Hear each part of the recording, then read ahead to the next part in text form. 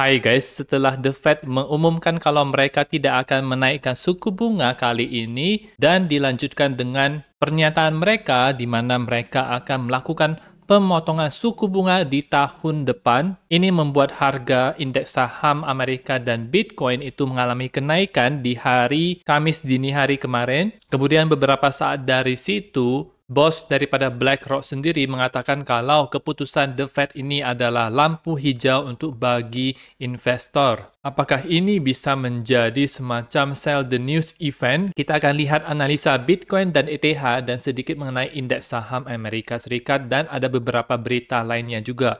Jangan lupa klik like, subscribe, gunakan link-link yang ada di deskripsi untuk mendukung channel saya. Sekarang kita melihat untuk Bitcoin di time frame daily-nya di mana tidak ada banyak perubahan. Kita hanya sideways di daerah ini saja. Kamis kita bisa naik, tetapi Jumat kita close dengan merah dan hari ini ada sedikit kenaikan ya teman-teman. Kita belum break terhadap level-level yang pentingnya seperti di high sebelumnya yaitu 44.700-an dan juga low sebelumnya yaitu di 40.200-an sehingga belum ada keputusan arah selanjutnya apakah mau ke atas atau ke bawah. Masih ada potensi bagi Bitcoin untuk ke harga 48.000 sebelum tahun ini berakhir. Tetapi ada resiko juga kalau Bitcoin akan melakukan koreksi ke bawah karena dari time frame weekly-nya kita bisa melihat kalau Bitcoin sudah naik selama 8 minggu berturut-turut dan mungkin minggu ini bisa di-close dengan close merah ya teman-teman dan berpotensi menjadi pembalikan arah sementara koreksi untuk Bitcoin.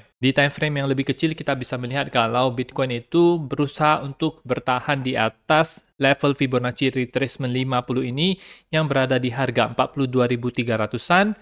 Dia bertahan di atas garis support yang warna biru ini. Kalau breakdown dari sini kita expect dia mungkin akan ke 40 ribuan dan untuk ke atas maka dia harus melewati harga 43.400-an membentuk pola W pattern. Kalau kita zoom out maka Bitcoin itu masih berada di daerah Fibonacci retracement 50-nya ya teman-teman. Belum sampai ke 61,8-nya yang ada di harga 48.600-an. Berbeda dengan indeks saham Amerika Serikat seperti Nasdaq yang baru saja mencapai new all-time high-nya itu di angka 16.800-an.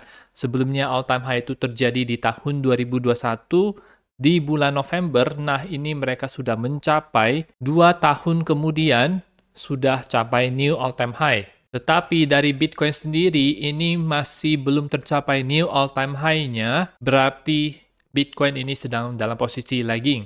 Teman-teman masih memiliki kesempatan untuk bisa melakukan DCA sebelum Bitcoin melakukan new all-time high-nya. Karena biasanya uang itu akan berotasi, misalnya dalam kasus ini tampaknya ke saham dulu, kemudian ke Bitcoin, kemudian ke altcoin lainnya. S&P 500 itu hampir melakukan mencapai new all-time high-nya juga, sedangkan Dow Jones itu sudah mencapai. Kita bisa lihat di time frame weekly-nya ini itu ada bearish divergence baik di S&P 500 dan di Nasdaq ya teman-teman, sehingga koreksi untuk saham Amerika ini bisa kapan saja terjadi. Dilihat dari sisi lain, kita melihat indeks mata uang dolar yang juga mengalami penurunan beberapa hari terakhir, kemudian hari Jumat kemarin itu bisa ada sedikit kenaikan, ada bullish divergence di RSI-nya dan di MACD-nya juga, sehingga kita harus waspada minggu depan tampaknya ini bisa naik ya teman-teman. Dan ada pendapat menarik beberapa hari lalu dari bank besar Amerika yaitu JP Morgan di mana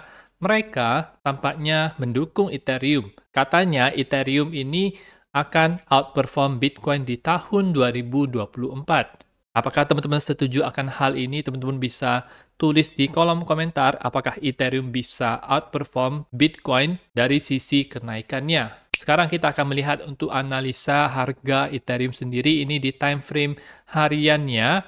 Kita masih juga sideways, bentuknya sama seperti bentuk harga Bitcoin di mana ada resistance di harga 2400 yang harus Ethereum lalui agar bisa ke next level, yaitu di harga 2800 milestone selanjutnya. Belum ada kelihatan pergerakan yang impulsif, semoga saja bisa terjadi hari ini. Kalau candle 4 jam ini bisa close di atas daripada yang merah ini, maka itu adalah tanda awalnya yang baik dan harus diikuti dengan candle hijau yang selanjutnya juga, sehingga semacam mengkonfirmasi kalau pembalikan arah itu bisa terjadi, bukan melakukan pergerakan korektif misalnya seperti ini, itu maka tidak akan terlalu bullish ya teman-teman. Sedangkan itu untuk Ethereum Bitcoin masih tertahan di bawah garis biru ini adalah garis resistance yang harus breakout daripada ini agar bisa lebih outperform Bitcoin dan altcoin juga bisa keangkat ya teman-teman.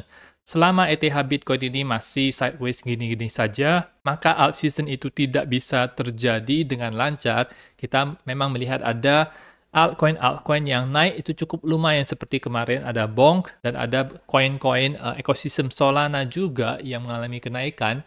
Tetapi ini tidak masif dan tidak menyeluruh, hanya sektor-sektor tertentu saja. Kalau misalnya mau masif, ETH Bitcoin ini juga harus ikut naik ya teman-teman. Jadi ini adalah level yang perlu kita perhatikan. Kalau misalnya dia breakout dari sini, maka akan bagus untuk altcoin.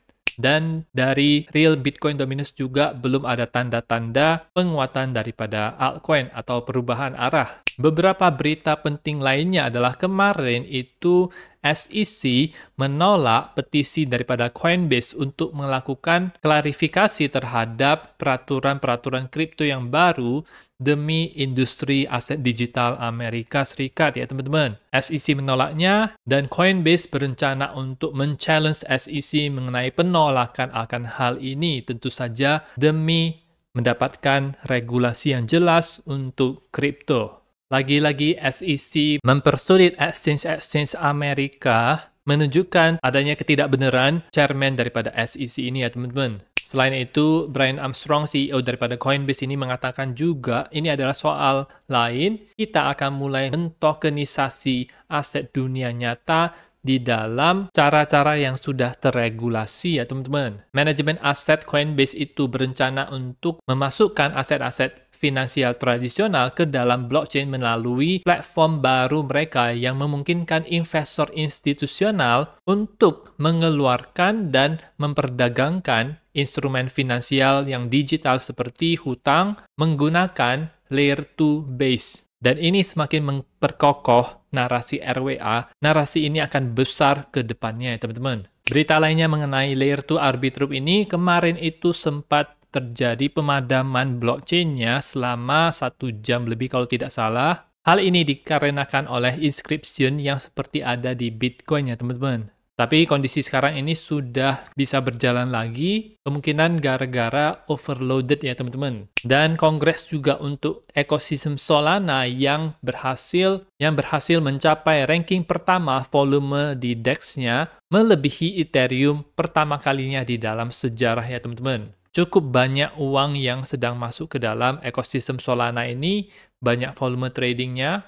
Kelihatan di DeFi lama juga kita bisa melihat volume trading 1,47 miliar dibandingkan dengan Ethereum yang 1,16 miliar dengan pertambahan TVL yang cukup lumayan sehingga tampaknya koin-koin di dalam Solana ini bisa naik ya teman-teman. Nah itu saja untuk informasi pada video kali ini. Teman-teman bisa klik like, subscribe, gunakan link-link yang ada di deskripsi dan nantikan video saya selanjutnya.